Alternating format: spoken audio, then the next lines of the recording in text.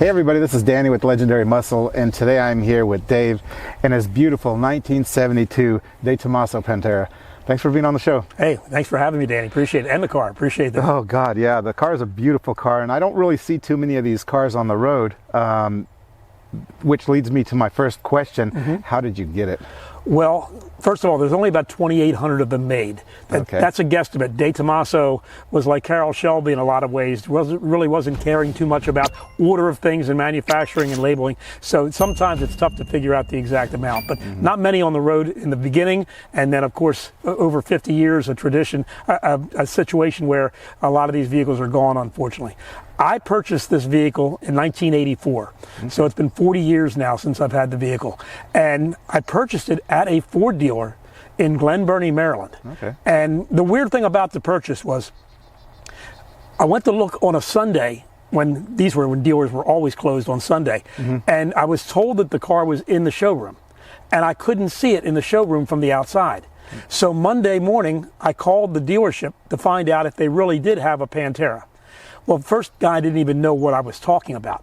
Okay, had no idea what a Pantera was. You're fired. And then flipped me over to the used car department. Okay, and the used car department goes, "Oh yeah, we have that. It's in the showroom." I said, "Okay." I said, "Well, I was there yesterday and didn't see it." He goes, "Well, it's there." So I stopped over Monday afternoon to take a look at the car. It had been sitting in the showroom for a year and a half. Oh wow! It had 2 flat tires and cobwebs between the car and the carpet. Oh Lord. And the reason why I didn't see it in the showroom was so huge that they had a unbelievably real fire engine in the showroom, as well as other automobiles. So it just got lost in the mix. Oh, God. It took me 3 weeks to negotiate with the Ford dealer to, one, get the car off of the showroom floor and get it to be where it would be drivable, that I could test drive it, and then negotiate the price and finally get that squared away. So 3 weeks later, the car was mine. Wow. So that's horrible, though. How they had that. They mistreated my car. Yes, I know, they did. right? And I got a good deal because of that. I really believe that. Well, it worked in your favor. Yes. I mean, how bad was the car? I mean, was it the car in bad shape or no? No, it was not. They had to replace all 4 tires because of dry rot. Gotcha. They had to replace a couple rubber bushings, and that's about it. Other than that, the car was in very good shape. It had been there for, as I said, a year and a half, and they had other people try to negotiate prices with the dealer, but the dealer wouldn't budge, and I got them at a good time. So when you got it, was this car like this color, or no? This is not a factory color, right? No, the original color was a silver. Oh, okay. And to be honest with you, a very bland silver, unusual for a Pantera. They usually had like yellow or red or black, but this silver was just not a color that I really liked in my estimation. So about 2 years after I bought the car, I had it painted a Cadillac black cherry. Okay. It's a beautiful deep black color, and it had the sparkles in it, and we did it in lacquer, which turned out to be a mistake, because the body flexes more in a Pantera than it would a Torino, and for that reason alone, we started getting a little bit of cracking in the paint years later. But it was absolutely gorgeous. The black cherry was beautiful in the sun, and I had that all the way up till 2010. It was that color in black cherry. Well, I bet you. It was nice looking. So how long ago did you paint it this color? This went in the shop in 2010, came out in 2012, and it is a Lexus color, Matador Mica Red, which is a beautiful color. 07 was the year for that, and we changed the wheels at that time, and actually changed the interior seats at the same time. We deleted the rear bumper. We put a fiberglass front bumper on it instead of the heavy rubber bumper that came from the factory. Same identical look, but paint color and also fiberglass. And so we just did some upgrades to it that I think made it look a little bit better and a little more modern. That's cool. So, I mean, what options did these cars come with when you got them from the factory or from the dealership, let's say? Well, honestly, none, but yet some. It's weird. Ford did some different things with this car. Ford really did not have anything to do with the manufacturing of the car. DeTomaso manufactured the car in Italy, installed the Ford supplied 351 Cleveland engine, factory engine, and then it used the ZF 5-speed manual transmission. One of the first 5-speeds, by the way, in the country. But that ZF transmission was the same ZF transmission that was used in the Ford GT40 race car. So Ford supplied the engine, DeTomaso did pretty much the rest. When Ford saw the seats that DeTomaso was going to put in all the Panteras. They didn't care for them. And I do understand that it was not really American taste, it was more Italian taste when it came to the seats. So Ford says, we'll install the seats, we'll install the outside mirrors, because in those days, the early 70s, the Italian cars, even Ferraris, a lot of them did not have outside mirrors. They just had rear view mirrors. So in America, the driver's side mirror was mandatory. So Ford says, we'll install the mirrors and we'll install the radio and antenna and we'll install the seats. And that's what they did. The problem, in my opinion, is that Ford did not do this as a one unit situation. They didn't send the Ford dealers the 2 mirrors, the radio, and the antenna as a kit and say, install this. They let the dealers do whatever they wanted. So basically a free-for-all. Oh, my Lord. There are some Panteras I've seen with an antenna right smack in the middle of the roof of the car. Oh, no. Okay? There are some that had just one, like Ford Galaxy mirror on the left side, a big silver mirror that you used to see, okay, on Mannix. Right. They'd plop one of those on the driver's side because it was cheap, and they weren't even worried about the passenger side. And then there were other dealers like mine, who I believe that to be the case anyway, because I bought it when it was 10 years old or 12 years old, and it had these mirrors already on it. Hopefully the dealer there installed a good set of mirrors. So radios and antennas were all over the place on the cars. The radios mine was an AudioVox 8-track. Oh, wow. And I did update that. Kept the 8-tracks though. Oh, definitely. Yeah, I mean, the mirrors look really good. Those mirrors actually look more aerodynamic, more like the car itself. Yeah, some dealer or somebody after that had good taste. Yeah, and I got lucky on that one, because a lot of the Panteras I've seen that haven't been changed over are horrendous, unfortunately. I bet. And it's a shame, because this is a beautiful car. I mean, this car was competing with Ferrari at the time, and Corvette. And Corvette. In fact, this car was between $10,000 and $11,000 new. A Corvette at the time was around $5,500 or $6,000. So not only was it competing against a Corvette, it had to do better than a Corvette as far as performance. It had to do better as a Corvette as far as looks. And having dealers throw, Galaxy 500 mirrors on the driver's side is probably not helping that. Yeah. And from what I heard, and correct me if I'm wrong, this gave a lot of headache to some Ferraris out there. Oh, well, they were not used to that. This was a car kind of first of its kind. In Italy, they were not familiar with V8 power like this. The 351 Cleveland, especially prepared, was well over 400 horsepower. And you're talking about cars in the early 80s that Ferrari had that were still only 275 or 300 horsepower. So this car did make a big splash when it first came out, to have an Italian automobile exotic, yet have American brute power. Yeah. So it's the best of both worlds, say that. It's a mutant. That time, It's a mutant. So your rims, you were saying you changed out the rims. Yes. Those are close to the factory looking rims, huh? Campagnola is the company that manufactured the original rims. They were magnesium wheels. They were 15-inch. These are 17-inch. They're like knockoffs to a certain extent. They're just replicas, and they look just like the Campagnola wheels, but they're polished and they're also 17-inch. So we can put the wider tires on to make it more realistic, like a 80s and 90s car instead of a 70s. The 15-inch wheels, I see some that are offered for sale that are factory, and you see the 15-inch wheels, and even though they still look nice, they don't look like a mid-engine exotic car look, because they're so small. Now, what's the width of your tires that you're running on here? I think the 335 30s. They're 17s, so they're pretty wide. They do pretty good. I mean, if you look at they're 12 inches or 14 inches. I don't know how far they are apart, but they're big. They're pretty wide tires. Yeah. And if you go on Google, and you guys got to see these cars on Google, because you see a lot of nice ones. One notorious thing is when you got the picture of that rear end of the car, you see those big wide tires right there, and the pipe sticking out, and it's just amazing the front end of the car is very nice, but the rear end of the car is what captures me. I think so too. I like it. That's why we deleted the rear bumper, not because the bumper was going to be saving anybody in an accident. It was just a little piece of metal there. But it hid from what I thought to be the looks of the back of the car. So we deleted the rear bumper. And one other thing I wanted to mention, we were talking about the seats earlier, and I said that DeTomaso had this idea for seats, and he showed it to Ford, and Ford went, nah, don't think the American market's ready for that. But the problem was Ford decided to put 66 Mustang seats in the car, which pretty much had no side bolster, no lumbar, no grabbing of the body to keep you in the seat. Yeah. And when you have a car that can do a lot of miles per hour like this, you need that. Yeah, so, especially when you're hitting those curves. Yeah, a lot of people have updated the seats in that.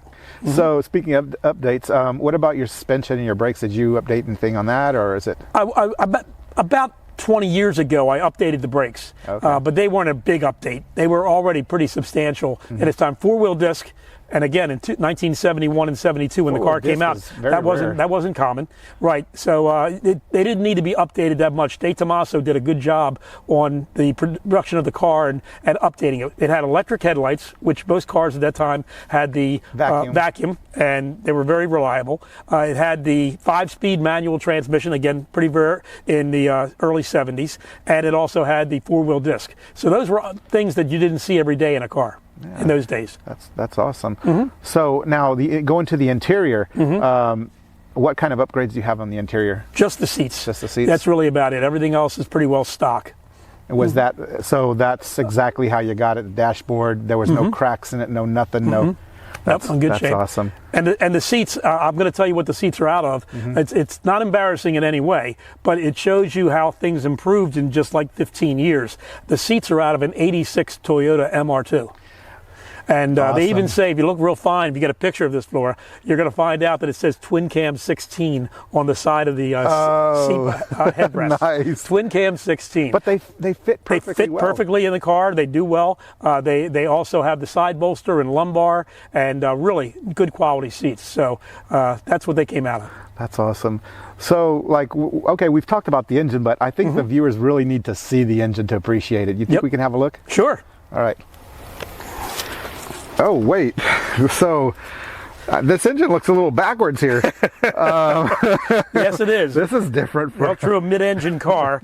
This is the factory Ford 351 Cleveland. It has been updated a little bit. I have a Edelbrock intake on it, which rises up a little bit, the Holley carburetor. And because of the fact that I put the Edelbrock on there, it raised the engine up a little bit. Gotcha. And that black cover used to go all the way across. So what I had done was I had that cut out so that the air intake cover would go right in the center of that. So it's almost like a little shaker to a certain extent. That's cool. Yeah, I think it really turned out to be very nice. The gentleman who did the work did a great job of cutting that out and making it fit right around that. So when you close the hood, all you see is the Pantera, which was hidden before at that time. So you had that custom made, No, I just took that screen. Lid? Okay, it had the hole cut around it. It was already, it went all the way across and covered up the complete engine. When you look at a stock Pantera, you can barely see the engine. With the hood closed, and there used to be a tray that was in here, that tray would keep warm luggage, to say the least. If you wanted your underwear a little warm, you put it back of a Pantera. But you had the Pantera with below it. So that is factory, but it was below that, so you couldn't see it. So what about the lid? Is that factory? It says Pantera on it. The air cleaner? That's factory, but you couldn't see it. You couldn't see it because of the black cover would be over top of it. This makes more sense like this. That's what I thought. That's why I did it. So, yep. So this is the factory 351 Cleveland, specially prepared by Ford. It was not one specifically right out of a Torino. Okay, supposedly Ford specially prepared this with more horsepower than what they were putting in the Torinos and putting in the Shelbys and things like that. So they did that. This is the ZF transmission that again is shared with the GT40 race car. Axles right to the rear wheels, no loss of power from that. All right. And we also have, of course, your cooling system back here. This is not a cooling fan. This is an AC condenser fan. The AC system in this car was kind of an afterthought. And it wasn't an afterthought by DeTomaso. It was an afterthought by Ford. Gotcha. Ford realized about 6 months before production that they were going to be trying to sell a $10,000 or $11,000 car in America without air conditioning. And they called DeTomaso and said, you got to have air. We got to have it. So DeTomaso had never put air in a car before, and it is rudimentary to say the least. So your engine, you mentioned it's got an Edelbrock intake, and how many CFM is that carburetor? You know? I think it's a 780, if I'm not mistaken. Yep. Is there any alterations in the engine that you've done, like cam or anything? We had it rebuilt and had a small cam installed. I didn't want radical, but I had it rebuilt in 2010 when we did the last restoration, and had it redone and added some horses to there. So now, is this a matching numbers? Yes. One? Oh yeah. Okay, yeah. That's great. Factory engine, factory trans, and the trans fortunately has never been rebuilt. This is but it's been a very reliable transmission, and the 5-speed still works very well and has never been rebuilt, just cleaned up. So I'm seeing a lack of one thing, and I know this thing's not air-cooled. Where's the radiator at? Up in the front, along with its little master cylinder friend. Okay. So you got the radiator, you got the master cylinder, and you got a little wiper washer bottle. We'll take a look at it. You can have a look? Sure, right. No problem. Okay. So you have a little bit of a trunk here. Yeah, a little bit of a trunk, but as I said, the major area back there would have been, but it's no longer that type of car today. We don't just goes to car shows, so we don't take trips with it. But we have, I just have an extinguisher in here. It's always a good idea. Yeah, exactly. We have a couple belts that are extra, but to be honest with you, to get to the belts, you have to take the passenger seat out. So chances are on the side of the road, I'm not going to be doing that. Man, Wiper washer bottle, master cylinder for the brake, master cylinder for the and slave cylinder for the master cylinder, should I say, for the clutch. And your battery and your radiators up front here with its heavy duty cooling fans. And they did upgrade the radiator, upgrade the cooling fans on the car when they were fairly new. They were having some problem with overheating. DeTomaso had never been to the United States, did not know anything about our roads and our climate, and also, of course, the the fact that we have so many backups. And the car did not do well when it got caught on a hot day on a backup. It did not like that at all. Especially with the AC probably going on too, huh? Well, yeah, you pretty much had to turn that off if you were stuck in traffic, that's for sure. So the upgraded radiator and upgraded fans took care of that problem, and now it's a very, very enjoyable car. So these came with electric radiator fans already in 72? In 71, actually, 71, yeah, when the car first came out, 1970. As I said, this car was a little ahead of its time in some aspects, and that was one of the aspects there. All right, that sounds great. I'd love to take a ride in it. You think it's possible? Sure, right. Absolutely. Okay, let's go. Okay.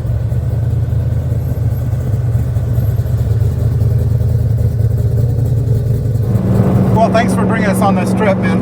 Hey, my pleasure. Love driving it. So, I mean, it does get up and go. Oh, this is good.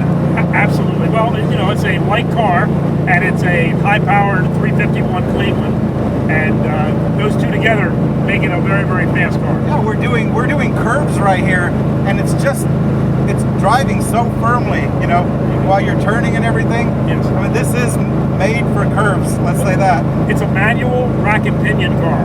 Again, rack and pinion, not something you saw in the early 70s on many cars. Most of them had a power steering box. This is rack and pinion, steers very well, handles very well, and it's manual rack and pinion, so you get a really good feel. Yeah. So I like the sound of the exhaust. Now, is this the original exhaust? No, it's an upgraded exhaust, but very similar to the original. Okay. Yeah, it sounds really nice. So I was looking a while ago, and what caught my attention is the logo. Yeah. I mean, what is that logo? Because it looks like something, I don't know what it is. Well, the manufacturer is DeTomaso. Okay. You look at the logo, and it doesn't make any sense because it's not a D for DeTomaso, and it looked like people thought it may have been a T. It's actually the Greek letter I, and it stood for DeTomaso's wife, Isabella. Okay. Alejandro DeTomaso was the manufacturer. His wife's name is Isabella, and the logo for all of his cars was the Greek letter I in the blue and white racing stripes for his wife Isabella. Cool. So blue and white, isn't that the colors of the Argentinian flag? I believe so. They were Argentinian. Yes. Okay. He moved from Argentina to Italy and produced the car in Italy. That's excellent. So these cars, I know they're very rare to find. Yep. And you said they were going somewhat for 10 grand, was it, back in the day? Between $10,000 and $11,000 were the purchase prices between the sales of Ford cars 71 through 74. So how much would you say these cars are worth nowadays? Well, first of all, I want to say thank you, Jay Leno. Jay Leno, about 8 or 9 years ago, bought one of these and did a 30-minute video on it. A lot of people are not familiar with this car, and for decades, the car would lay between $25,000 and $30,000 in value. So you could buy them all day long for that price. But Jay Leno did the video, showed people the quality of the car and the type of car it is, and they skyrocketed. They went up to about 75,000 immediately. But now, these cars usually auction or sell anywhere between 125 and 150,000, depending on the originality or depending on the condition. Thank you, Jay Leno. Thank you, Jay. Yes, sir.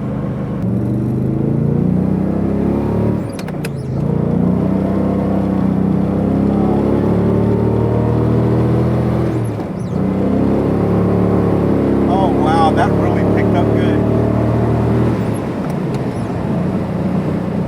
That is great. Holy. Glad you enjoyed. It's incredible what a little bit of tweaking and a different body that engine will do. Yes, it really is. Hard to think of that engine being in a Torino. I know, right? And nothing against Torinos, they're great cars. What? But it's just a different car and a different placement where it's at. Yeah, I mean mid-engine. Yes. Makes a big difference in weight. 50-50 weight, and that's why it handles so well and performs so well. And like you say, no loss of power to the axles. Yep. Nothing to it, right there. So, I've known you, I've seen you at a couple of car shows with this. I know you go to car shows. Right. Why wouldn't you want to take it to a car show? Did anybody ever confuse this car with like a Ferrari, a Lamborghini, or something else because due to the rarity of this car? Ferrari, because of the fact that it's a mid-engine and it's a two-door, but ironically, when people walk around the car and they see the Ghia logo, Ghia is the automobile body manufacturer in Italy, and they manufactured the body, Ghia. Well, they see Ghia and they think automatically Volkswagen Carbon Ghia. So we get a little confusion there, but that's just people that aren't familiar with the Italian body manufacturer Ghia.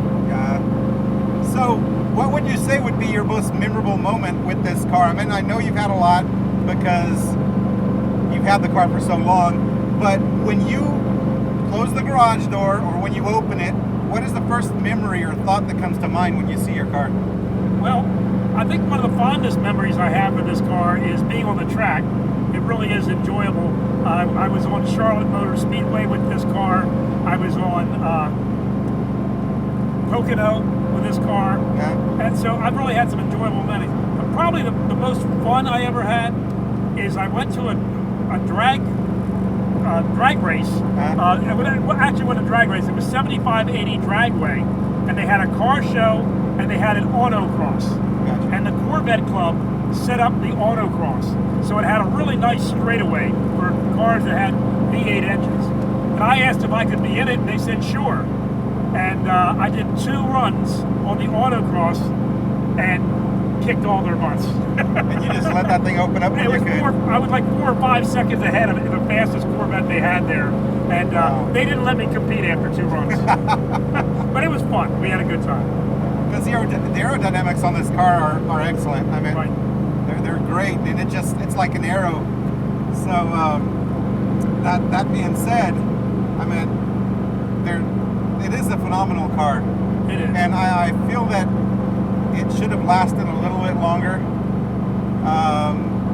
You were telling me about the other years later of this car where they came out with the steel fender flares and. Right after Ford's involvement ended in 1974, DeTomaso still wanted to make the car. Actually, he made it from 1975 to 1989. Very few were imported here in the United States, but the ones that were, he acquired 351 Cleveland engines, just regular stock engines from Australia, which were not near as powerful as the ones that Ford had specially prepared.